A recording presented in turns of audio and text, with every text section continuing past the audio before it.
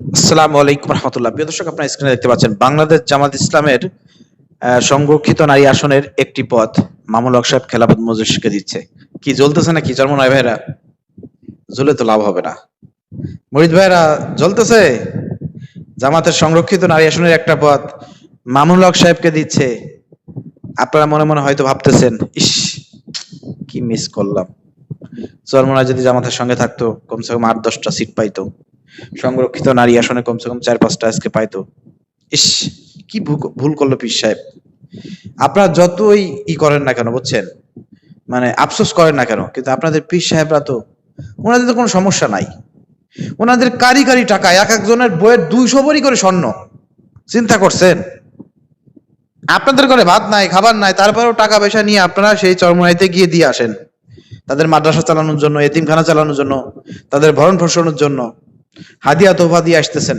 তারা প্রতি বছর ওই একটা মাহফিল থেকে যে টাকা ইনকাম করতেছে, মাদ্রাসা চলতেছে, এতিমখানা চলতেছে, তাদের পেট চলতেছে, পরিবার চলতেছে, সংসার চলতেছে, আরামে এসে জীবনযাপন করতেছে। তাদের তো কোনো সমস্যা নাই, তাদের রাজনীতি করার কোনো দরকার নাই।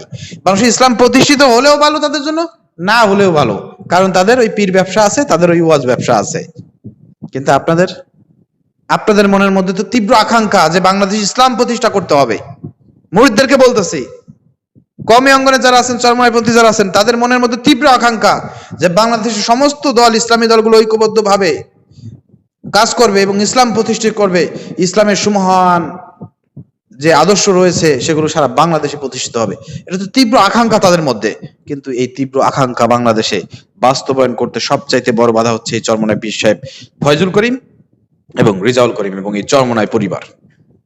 এটা আপনারা যতদিন অনুধাবন করতে না পারবেন, ততদিন আপনারা এই ধোঁকার মধ্যে পড়ে থাকবেন। আপনারা দেখেছেন প্রিয় দর্শক, নির্বাচনের আগে যে হয়েছে, চরমনাই যে ব্যাক করলো জামাত থেকে, জামাত দল থেকে, জামাতের জোট থেকে বের হয়ে গেল, এরপরে সারা বাংলাদেশে বিভিন্ন জায়গা থেকে প্রিয় দর্শক চরমনাই হেভি 8% নেতারা যারা সচেতন, তারা চরমনাই ছেড়ে দিয়ে বাংলাদেশ জামাত ইসলামীতে যোগদান করেছে। আমার এই বলমারী থানায় চরমনাই যিনি সভাপতি ছিলেন প্রিয় দর্শক, 20 বছর না 30 বছর ধরে চরমনাই করে, সেই চরমনাই এই সিদ্ধান্তকে লাথি মেরে দিয়ে চরমনাই ছেড়ে দিয়ে জামাত ইসলামীতে যোগদান করেছে। আপনি চিন্তা করছেন? তো এদের মধ্যে তীব্র আকাঙ্ক্ষা রয়েছে, কিন্তু বারবার চরমনাই বাংলাদেশে ইসলামপন্থীদের ঐক্যতে সবচাইতে বড় বাধা দিয়েছে।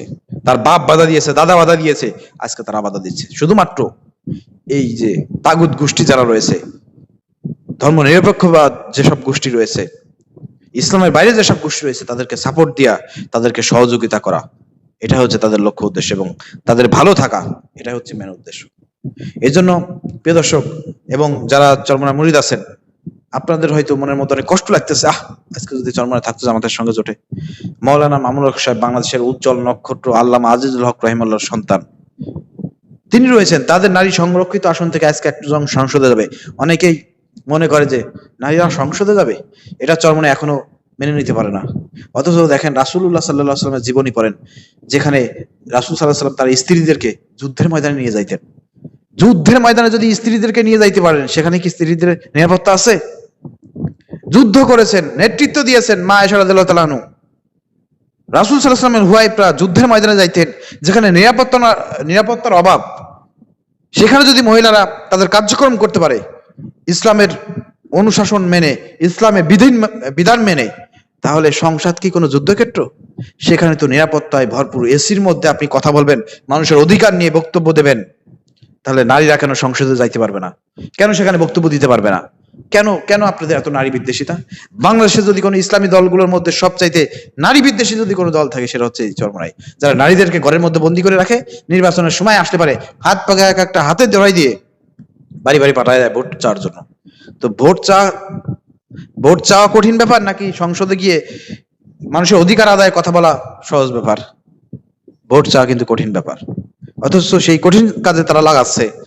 অথচ নারী নেতৃত্বের ব্যাপারে তারা একদম উদাসীন, নারীদেরকে সংসদে নিতে চায় না।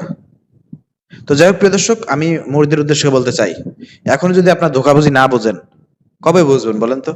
মাওলানা মামুনুল হক সাহেব সহ অসংখ্য ইসলামী দল এই ধোঁকাবাজি বুঝতে পেরে তাদের থেকে সরে এসেছে। জামাত ইসলামের সঙ্গে তারা বুঝেছে যে বাংলাদেশ ইসলাম প্রতিষ্ঠা করতে গেলে পারে সম্ভাবনাময় ইসলামী দলগুলোর মধ্যে সবচাইতে বড় দল হচ্ছে বাংলাদেশ জামাত ইসলামী, এবং তাদের কার্যক্রম, তাদের শক্তি, তাদের রাজনৈতিক যে সিস্টেম, সবগুলো হচ্ছে সবার চাইতে বেশি ডেভেলপড, বেশি উন্নত, তাদের আন্তর্জাতিক মহল, সব মহলে তাদের যোগ্য লোক রয়েছে, দেশকে পরিচালনা করার মতো লোক রয়েছে, সবকিছু আছে। এই জন্য তারা বুঝতে পেরেছে জামাতের সঙ্গে আছে, আর চরমোনাই একা হয়ে গিয়েছে। এই জন্য আপনাদেরকে মাহফিলে নিয়ে নিয়ে অনেক ধোঁকাবাজি কথা বলবে, সব তাদের ধান্দা। বললাম না, বছরে যে একটা মাহফিলকে কেন্দ্র করে তাদের ব্যবসা, আর সারা বাংলাদেশে যে মাহফিল করে, ওয়াজ মাহফিল করে, এই ব্যবসা, এই ব্যবসা করে তাদের পেট চলে। অর্থাৎ তাদের আর কোনো চিন্তা ভাবনা নাই, দেশে মানুষ ভালো থাকলো না কি থাকলো, ইসলাম প্রতিষ্ঠিত হলো কি হলো না, এটা নিয়ে তাদের কোনো মাথা ব্যথা নাই। অতএব এই জন্য আমি আপনাদেরকে অনুরোধ করবো, মুরিদরা একটু বিবেকবান হন, বিবেকের দরজা খোলেন, ভণ্ডদের পিছনে পড়ে থাকেন না। আজকে আফসোস করতেছেন আপনারা, আফসোস করেন না, ওইখান থেকে ফিরে আসেন, অন্য ইসলামী দলের মধ্যে অন্তর্ভুক্ত হন, জামাত ইসলামীতে অন্তর্ভুক্ত হন। দেখেন এখানে আপনি বুঝতে পারবেন যে আসলে বাংলাদেশ ইসলাম প্রতিষ্ঠার জন্য জামাত ইসলামী একমাত্র যোগ্য দল, এবং তাদের দ্বারাই সম্ভব। অন্য সব দল ভাওতাবাজিতে লিপ্ত আছে, তারা নিজেদের আখের গুছানো নিয়ে লিপ্ত আছে, এটা আপনারা বুঝতে পারবেন। অর্থাৎ ওই গণ্ডি থেকে বের হওয়ার জন্য আপনাদেরকে অনুরোধ জানাবো, প্রিয় দর্শক, ভিডিও শেয়ার করে সবাইকে দেখার সুযোগ করে দেন।